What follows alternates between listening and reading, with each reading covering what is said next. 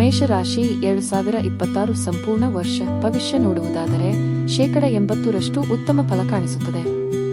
ಫಲವನ್ನು ತಿಳಿಯುವ ಮೊದಲು ಮೇಷರಾಶಿಯ ಗ್ರಹ ಚಲನೆ ಮೊದಲು ನೋಡಬೇಕು. ಮೇಷರಾಶಿಗೆ ಗುರು ಗ್ರಹ ವರ್ಷದ ಪ್ರಾರಂಭದಿಂದ ಜೂನ್ 2ರವರೆಗೆ ಮಿಥುನ ರಾಶಿಯಲ್ಲಿ ಚಲಿಸುವುದರಿಂದ ಹೊಸ ಕೆಲಸ ಹುಡುಕುವವರಿಗೆ ಉತ್ತಮ ಅವಕಾಶ. ಪ್ರಮೋಷನ್, ಟ್ರಾನ್ಸ್ಫರ್ ಸಾಧ್ಯತೆ. ಕಮ್ಯುನಿಕೇಷನ್, ಸೇಲ್ಸ್, ಮಾರ್ಕೆಟಿಂಗ್ ಕ್ಷೇತ್ರಗಳಲ್ಲಿ ಕೆಲಸ ಮಾಡುವವರಿಗೆ ಉತ್ತಮ ಬೆಳವಣಿಗೆ ಮತ್ತು ಸ್ಥಿರತೆ. ಕೆಲಸದಲ್ಲಿ ಸೇನೆಯೊಳಗೆ ಪೋಸ್ಟ್ ಪಡೆಯಲು ಸಾಧ್ಯವಾಗುತ್ತದೆ. ಧೈರ್ಯ ಮತ್ತು ವಿಶ್ವಾಸ ಹೆಚ್ಚಾಗುವುದು. ನಿರ್ಧಾರಗಳಲ್ಲಿ ಬೌದ್ಧ ಆಗುತ್ತೀರಿ. ಕೆಲಸ ನೌಕರಿಯಲ್ಲಿ ಹೊಸ ಪ್ರಯತ್ನಗಳಿಗೆ ಮನಸ್ಸು ಮಾಡುತ್ತೀರಿ. ಸಹೋದರ ಸಹೋದರಿಯರಿಂದ ಉತ್ತಮ ಸಹಕಾರ ದೊರೆಯಲಿದೆ. ಸಣ್ಣ ಸಣ್ಣ ಪ್ರಯಾಣಗಳು ಲಭಿಸಲಿದೆ. ಹೊಸದನ್ನು ಕಲಿಯಲು ಉತ್ತಮ ಅವಕಾಶ. ಕಾರಣ ಇಲ್ಲದೆ ಚಿಂತೆ ಕಾಡಬಹುದು. ಏಕಾಗ್ರತೆ ಮುಖ್ಯ. ಇದೆಲ್ಲವೂ ಗುರು ಮಿಥುನ ರಾಶಿಯಲ್ಲಿ ಚಲಿಸುವಾಗ ಮೇಷರಾಶಿಯವರಿಗೆ ಜನವರಿಯಿಂದ ಜೂನ್ ತಿಂಗಳಲ್ಲಿ ಆಗುವಂತ ಘಟನೆಗಳು. ಜೂನ್ನಿಂದ ಅಕ್ಟೋಬರ್ನಲ್ಲಿ ಹೊಸ ವಾಹನ ಖರೀದಿ ಯೋಗ, ಹೊಸ ಮನೆ ಸೈಟ್ ಕೊಳ್ಳುವ ಯೋಗ. ಕೆಲಸದ ಒತ್ತಡ ಕಡಿಮೆ. ಈ ರಾಶಿಯ ತಂದೆ ತಾಯಿಯ ಆರೋಗ್ಯ ಕೂಡ ಉತ್ತಮ. ಹಾಗೆ ಈ ರಾಶಿಯ ಮಕ್ಕಳು ಉತ್ತಮ ವಿದ್ಯಾಭ್ಯಾಸ, ಉತ್ತಮ ಸಾಧನೆ ಮಾಡುತ್ತಾರೆ.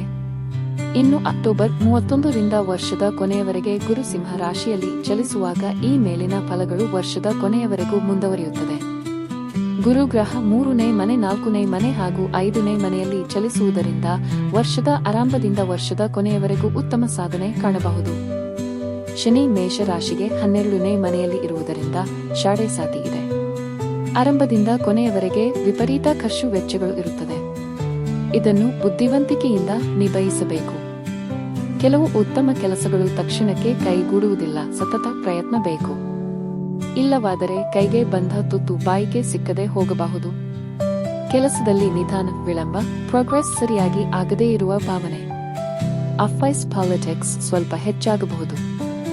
ಆದರೆ ಸಮಯ ಕಷ್ಟವಾಗಿರುತ್ತದೆ. ಇಲ್ಲಿ ನಿಮ್ಮ ವಿಶ್ವಾಸ ಮತ್ತು ಗಟ್ಟಿ ನಿಲುವು ಬೇಕು. ಶನಿ ನಿಮ್ಮ ಪರೀಕ್ಷೆ ಮಾಡುವ ಸಮಯ ಆಗಿರುತ್ತದೆ. ಷೇರು ಮಾರುಕಟ್ಟೆ ಉತ್ತಮ ಅಲ್ಲ. ಜಾಗ್ರತೆ ಮುಖ್ಯ. ಹಾಗೆ ನಿಮ್ಮ ಆರೋಗ್ಯದಲ್ಲಿ ಸ್ವಲ್ಪ ಸಮಸ್ಯೆಗಳು ಬರುತ್ತವೆ. ಕೈ ಕಾಲು ನೋವು, ಬೆನ್ನು ನೋವು, ಒಂಟಿತನ ಕಾಡುವುದು. ನಿದ್ರೆ ಹೀನತೆ ಕೂಡ ಕಾಡಲಿದೆ. ಪ್ರತಿದಿನ 1 ಗಂಟೆಗಳು ಯೋಗ, ವಾಕಿಂಗ್ ಮಾಡಲೇಬೇಕು. ಇದನ್ನು ತಪ್ಪಿಸಲು ಕುಟುಂಬದಲ್ಲಿ ಸದಸ್ಯರ ಆರೋಗ್ಯ ಕಾಳಜಿ ಮುಖ್ಯವಾಗಿರುತ್ತದೆ. ವಯಸ್ಸಾದವರ ಆರೋಗ್ಯ ಕಾಳಜಿ ಅತಿ ಮುಖ್ಯವಾಗಿರುತ್ತದೆ.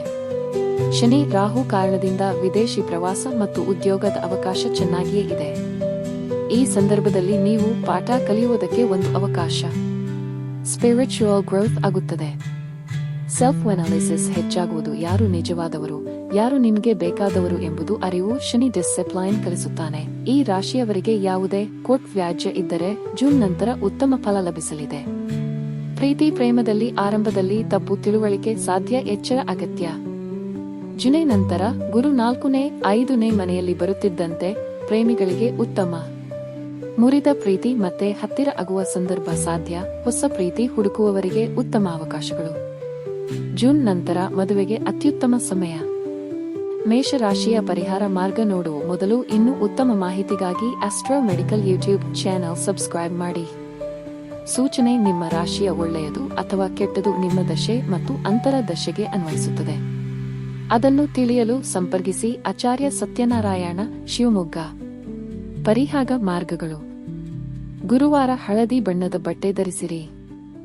ಗೋಧಿ ಹಿಟ್ಟು ಗೋವುಗಳಿಗೆ ಕೊಡಿ. ಪ್ರತಿ ಗುರುವಾರ ಹೇಳಿ ಓಂ ಬೃಹಸ್ಪತೆ ನಮಃ 108 ಬಾರಿ ಜಪ. ಶನಿವಾರ ಎಳ್ಳಿನ ಎಣ್ಣೆ ದೀಪ ಬೆಳಗಿಸಿ.